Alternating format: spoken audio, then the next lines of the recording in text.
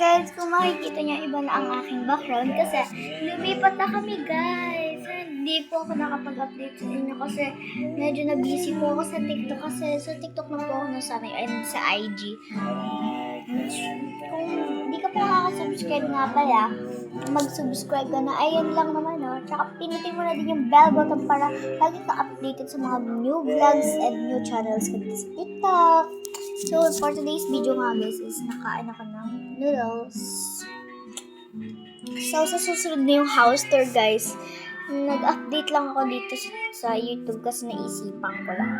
Kasi guys, di na ako masyado nakaka-update dito kasi alam niyo, nakakalipat lang namin yung August 8 and ilang days na din nakalipas. Yeah. So, naka-tiles na nga din pala kami guys. Ayan. Yun lang. Bye-bye. Ay, mga nang bye-bye na yan. So, ayun guys. So, mabo na din yung buhok ko. Bye-bye.